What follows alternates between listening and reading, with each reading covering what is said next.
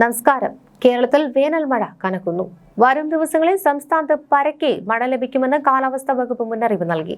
ഇതിനിടെ ഇടുക്കി ഉപ്പുതറയിൽ വീടിനുള്ളിലുണ്ടായ പൊട്ടിത്തെറിയിൽ ഒരാൾക്ക് ഗുരുതരമായി പരിക്കേറ്റു. കൂടുതൽ വാർത്താ വിവരങ്ങളിലേക്ക്.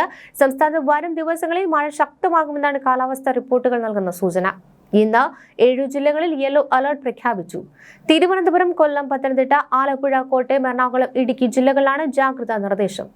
തെക്ക് പടിഞ്ഞാറൻ അറബിക്കടലിലെ ചക്രവാത ചുഴിയും നാളെ ബംഗാൾ ഉൾക്കടലിൽ രൂപപ്പെടുന്ന ന്യൂനമർദ്ദവുമാണ് മഴയ്ക്ക് കാരണം.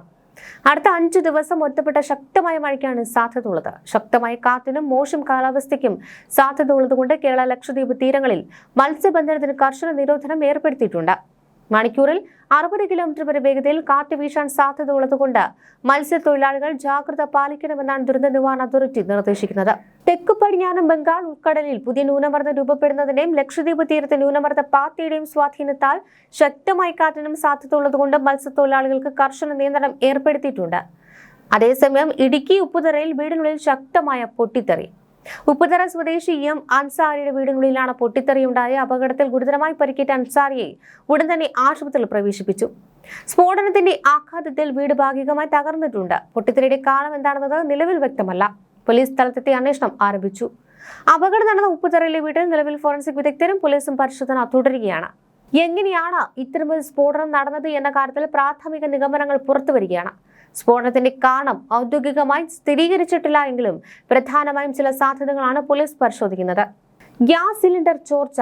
അടുക്കളയിലോ പൈപ്പ് ലൈനിലോ ഉണ്ടായ ഗ്യാസ് ചോർച്ച ഈ അടഞ്ഞ മുറികളിൽ വ്യാപിക്കുകയും ചെറിയ തീപ്പൊരിയിൽ നിന്ന് ശക്തമായ സ്ഫോടനത്തിലേക്ക് നയിക്കുകയും ചെയ്തു എന്നാണ് പരിശോധിക്കുന്നത്. കൂടാതെ ഇലക്ട്രിക് ലൈനുകളിൽ തകരാർ മൂലം വയറിംഗ് കത്തുകയും തുടർന്ന് വീടുകളിലെ ഏതെങ്കിലും ഉപകരണങ്ങൾ പൊട്ടിത്തെറിക്കുകയും ചെയ്തതാണോ എന്നും സംശയം നിലനിൽക്കുന്നു.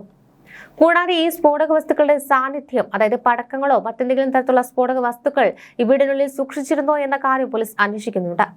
സ്ഫോടനത്തിന്റെ ആഘാതത്തിൽ വീടിന്റെ ഭിത്തികൾ വിണ്ടുകീറുകയും ജനൽച്ചില്ലുകൾ തകരുകയും ചെയ്തത് തീവ്രത വ്യക്തമാക്കുന്നുണ്ട്. സമീപവാസികൾ ഓടിക്കൂടിയാണ് പരിക്കേറ്റ അൻസാരി ആശുപത്രിയിൽ എത്തിച്ചത്. പ്രദേശത്ത് നിലവിൽ ഫയർഫോഴ്സും സുരക്ഷാ പരിശോധന നടത്തുന്നുണ്ട്. സ്ഫോടനം നടക്കുമ്പോൾ വീട്ടിൽ മറ്റാരെങ്കിലും ഉണ്ടായിരുന്നോ എന്ന കാര്യത്തിലും കൂടുതൽ വ്യക്തത വരേണ്ടതുണ്ട്. സംഭവത്തിൽ ഉപ്പുതറ പോലീസ് കേസ് രജിസ്റ്റർ ചെയ്ത് അന്വേഷണം ഊർജിതമാക്കിയിട്ടുണ്ട്. വരും മണിക്കൂറുകളിൽ മാത്രമേ ഈ സ്ഫോടനത്തിന്റെ യഥാർത്ഥ കാരണം സംബന്ധിച്ച കൂടുതൽ വിവരങ്ങൾ ലഭ്യമാകും.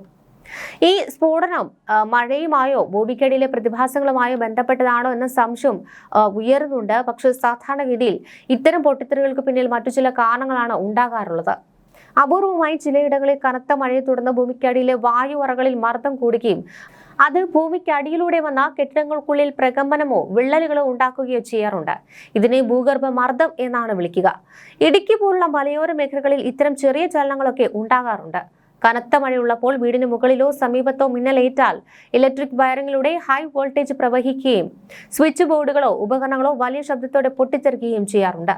ഇത് വീടിന്റെ ഭിത്തികൾക്ക് വിള്ളലേൽപ്പിക്കാൻ വരെ കാരണമാകും. കനത്ത മഴയുള്ളപ്പോൾ അന്തരീക്ഷ മർദ്ദത്തിലുണ്ടാകുന്ന മാറ്റം മൂലം പഴയ കെട്ടിടങ്ങളുടെ തറയോ ഭിത്തിയോ പെട്ടെന്ന് വിള്ളുന്ന ശബ്ദവും കേൾക്കാറുണ്ട്. പക്ഷേ ഒരു പൊട്ടിത്തെറി ഉണ്ടാക്കാൻ ഇത് മാത്രം മതിയാകില്ല. ഇടുക്കിയിൽ മുൻപ് സമാനമായ രീതിയിൽ കിണറുകളിലും മറ്റും ഗ്യാസ് സാന്നിധ്യം കണ്ടെത്തിയിട്ടുണ്ട്.